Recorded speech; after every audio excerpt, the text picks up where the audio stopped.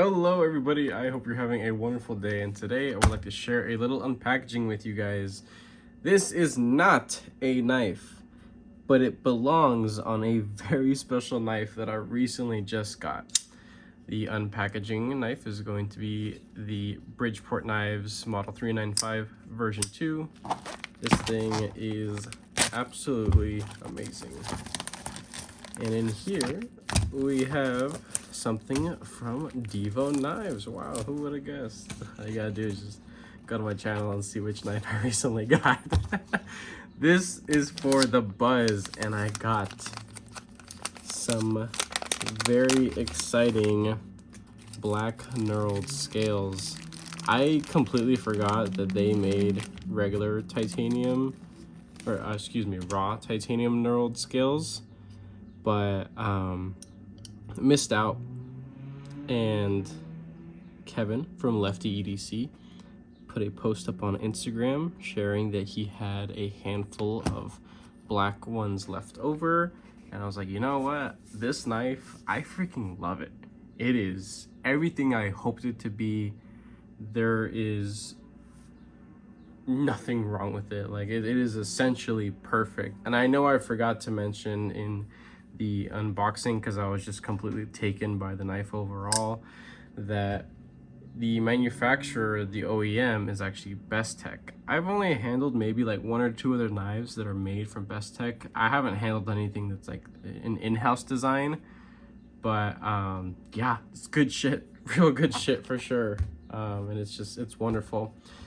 So Kevin did warn me that taking apart the knife, there was going to be one teeny tiny little problem with it, and it was the pocket clip insert. Yes, there's an insert to hold in the pocket clip because there are no threads in the actual titanium, which is cool because it was a workaround for having to have screws in such a very thin, delicate little piece of titanium there that would probably really easily strip. Like honestly, looking at it right there, there could have probably only been maybe like three screws, or not three screws, but you know, 3 rounds of thread there. And yeah, no, I could see that probably being a problematic area in the future if you know you're an individual that takes apart your knife often for maintenance or whatever, or also to add different clips, because this takes a standard wire pocket clip, but the original scales that come on the knife, they're right here, and the knife has actually already been disassembled because I wanted to avoid making this a unnecessarily long video. So it was already disassembled and all that, but with the original scales, I think it does take some Lynch Northwest titanium clips that have the wire pocket clip slots or ends, whatever you want to call them, but the milled or the knurled scales do not accept them. For me, that was a decision where it was really easy for me because I like the pocket clip. I love the functionality and the simplicity of a pocket clip. And I know a lot of people, I know a lot of people out there probably aren't the biggest fan of such a simple, minimalistic way to you know, hold it in your pocket, with the price being, you know, what it is. It's around like $330. It is a premium price knife, right? And even like going back to when the version 1 of the Stout came around, that was one of the most common concerns of a lot of people, that, oh, well, you know, they cheaped out when it came to the pocket clip. No, they didn't cheap out. It was just a clear and concise decision that they just wanted a wire pocket clip because they are undoubtedly perfect. Honestly, like if they ever bend out, just take them off and use some pliers and just bend them back. They're perfectly fine.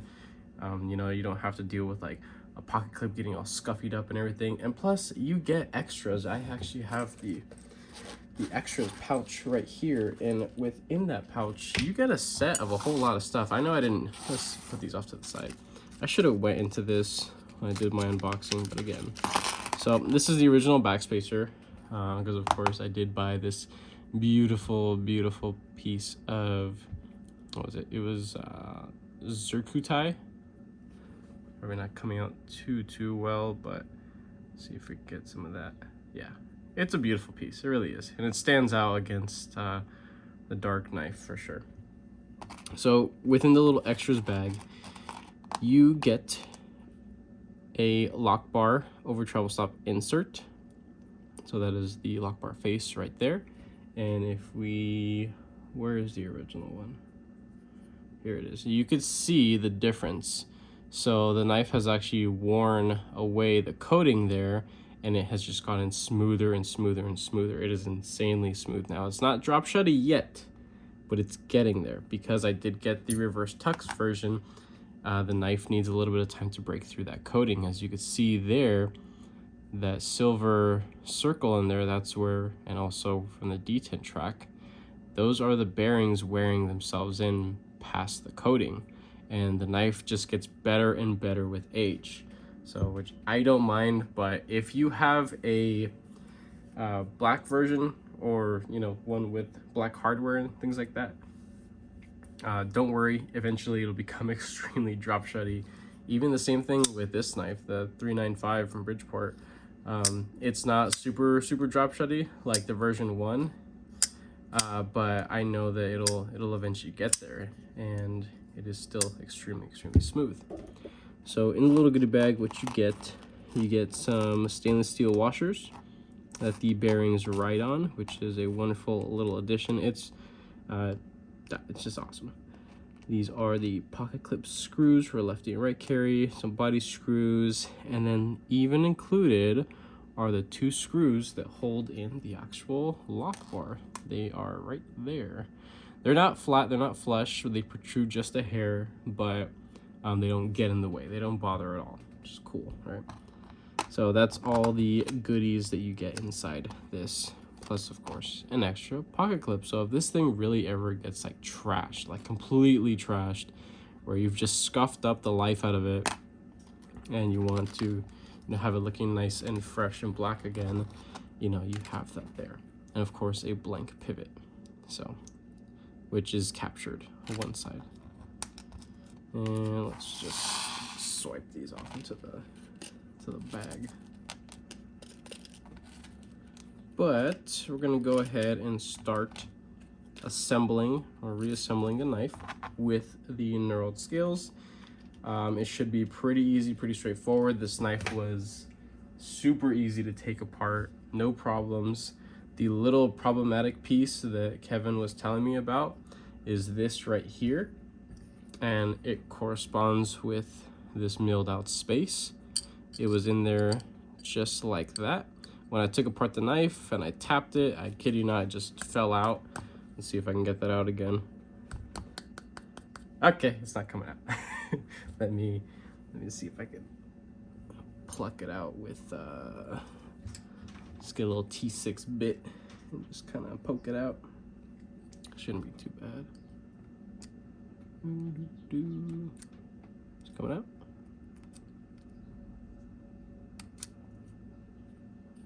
I saw it move. Okay, this is what we'll do.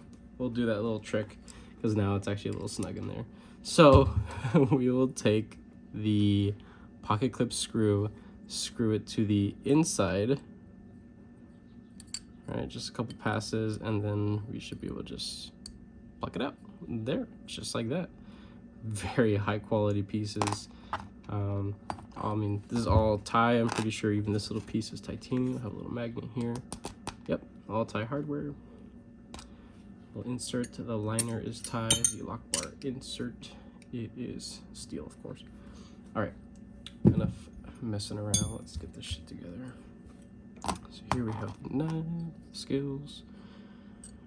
Let's just set this in. I didn't do too well in school, so this is like fitting shapes together. All right, yeah, that is a wonderful fit right there. Cool. I guess we could start assembling the pivot stack. Let's see, let's get this barrel into there. Which side is the captured side? It is the left? I don't know, a little weird. Alright, whatever. Cool, cool. Alright. Let's get the face back on it. I don't know why I pulled the front of it off. Stupid fly in here. It's actually a pretty warm day, so I have the garage door, well, the door to the backyard, excuse me, have it opened. So all these little buzz boys keep coming in here, messing around. See if we can crank that down a little bit to get that pivot nice and flat flush. Okay, screwed down all the way. Let's turn it so that way it is nice and centered. All right, all right. Let's get the steel, I forgot what they're called, just washers. Put the first bearing, and let's get some, where is it? Oh, seriously, where is it? My KPLs. Oh, okay.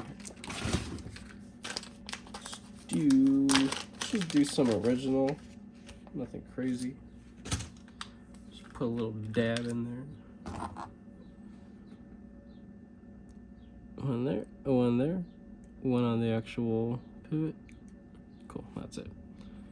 Stuff goes a long way for sure, and you can actually mess up the action a little bit by putting too much. Another little wonderful thing that I wanted to share with you guys while I do have the knife actually disassembled is that this knife has internal garage stops, which is pretty darn sweet. You only really see that on premium designs, which is cool. So one side is set up.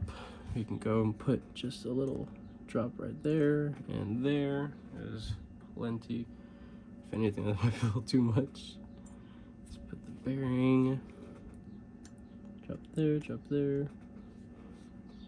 And let's get the washer. Let's look for the little silver circle. There it is. Yep, that side down. Let's do the back spacer.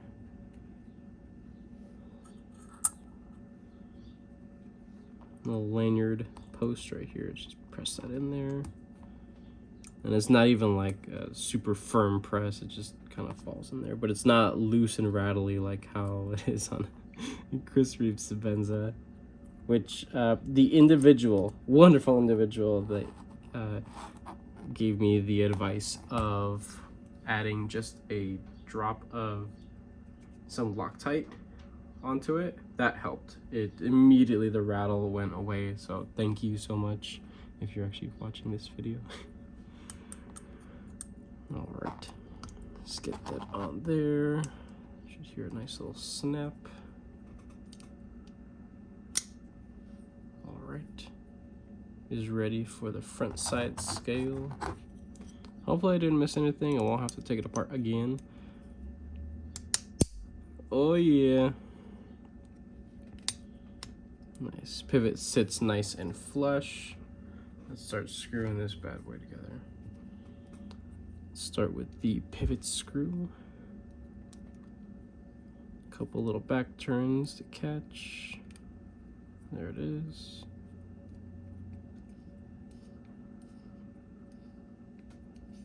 Won't go down all the way yet, but should be able to close it without it scraping. Yep. Start putting some of the body screws on.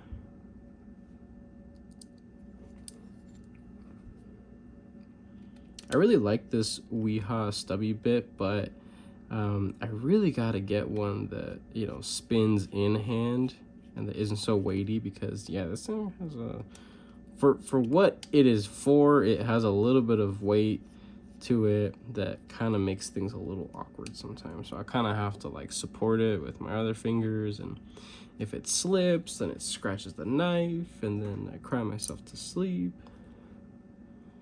So this thing's looking good. This thing's looking really freaking good. So my intention with these scales is carry it as is, and after, you know, they probably see a little bit of wear, I am planning to sand a lot, or excuse me, polish the surface just a smidge, and then anodize a silvery blue to match that backspacer, and I think this thing is gonna look absolutely freaking sick. So it's gonna be a wonderfully modded piece for sure. Let's get in these clip screws. We'll do the right side first.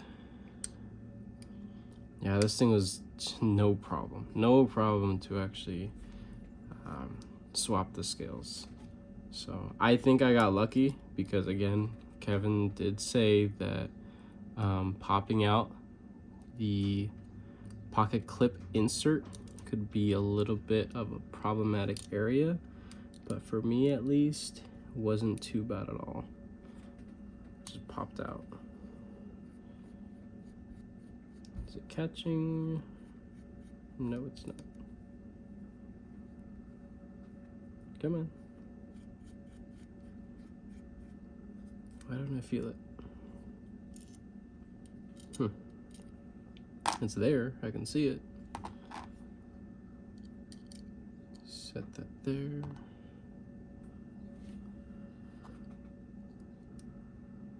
You have to push a little harder. Oh, the clip's not sitting down all the way. There it is. Why isn't it going down all the way? The clip's in there. The insert's in there.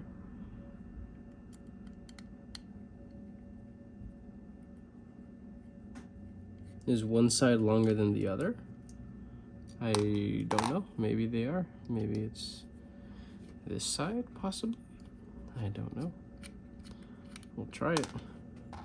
This is kind of like the whole USB thing where you do it one way, it doesn't work. You do it the other way, it doesn't work, and you go flip it back over and it works.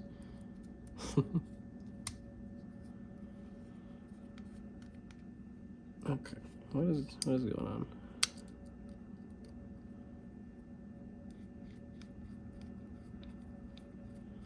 Yeah, it's not catching.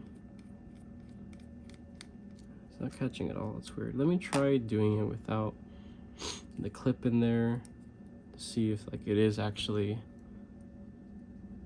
you know, making contact with the threads. Oh yeah, it is. It's like right there. Huh. It's really shallow. I should be able to just get it right away. Let's see if I can get the clip in there. Okay, it's there. It's there.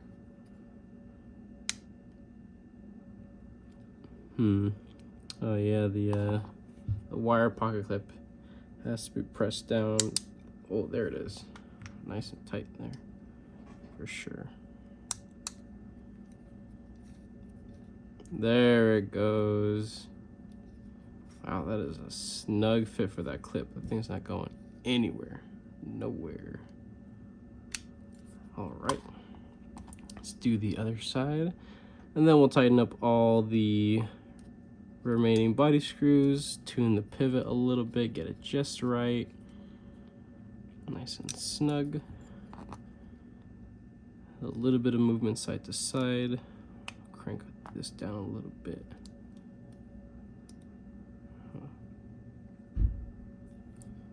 Maybe a little bit more. Is that?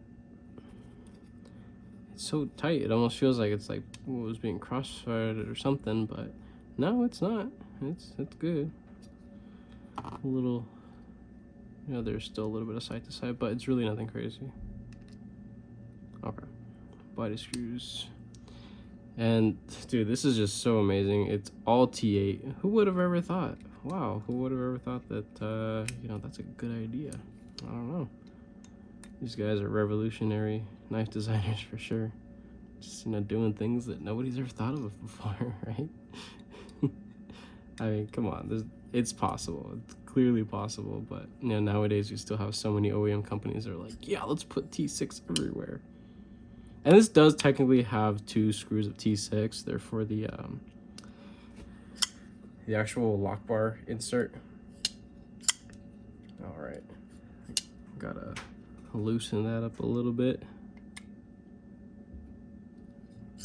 Oh yeah, oh yeah. There we go. Side to side, nothing up and down. Good to go.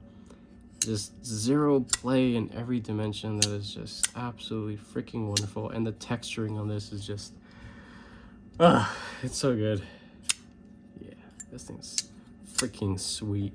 And it looks the part too. It's beautiful. It really is. Kevin, thank you. This thing is awesome. Thank you for the warning me about the little, potential issue with it. But you know what?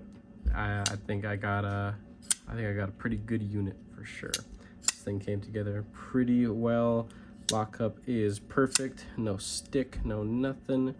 And of course, with clean and fresh and well lubricated bearings, this thing will definitely be drop shutty in no time for sure. So with that being said, I hope you guys have enjoyed this little unboxing / assembly video. I know I definitely did. This thing pretty fun to work on for sure. And I just want to share with you guys really quick that I am getting very close to 1,000 subscribers. I'm super excited. 1,000 subscribers is not a huge number in comparison to a lot of other enthusiasts that have other channels and things like that, but for me, for 1,000 subscribers, it's been pretty sweet, and I do want to give back to this wonderful community. I have a little giveaway set up if I can find it. It's right here. It's a little wee knife pouch that holds 6 knives. It's going to be a starter collection. Let's start over here. So the first one is a silver Gerber repair frame. It is flickable now. I've played with it a little bit, but I haven't actually used the knife. It's on Teflon washers. This is a knife that started it all for me when I was a little kid. And this is a wonderful, just beat to all hell kind of knife. This is Civivi Mini Praxis. It has been sharpened once. I did carry it a little bit, but it's still in very good condition. This is essentially the perfect EDC budget knife.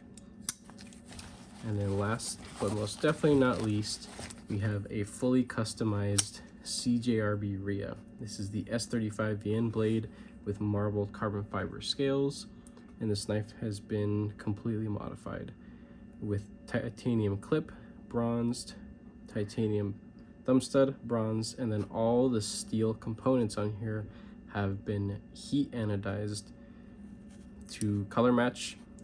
A wonderful stone wash, acid stone wash on here, and then I slightly polished the scales. So this thing was definitely a fun knife to work on, and it is definitely something that is quite special and different than anything that you could just buy straight up. So if you guys are interested in winning this little giveaway I have here to offer, make sure you are subscribed, notification bells turned on when I have new videos releasing more details in the near future. And that is pretty much it for now. So hope you guys enjoyed this video. And with that being said, I hope you have a wonderful rest of your day.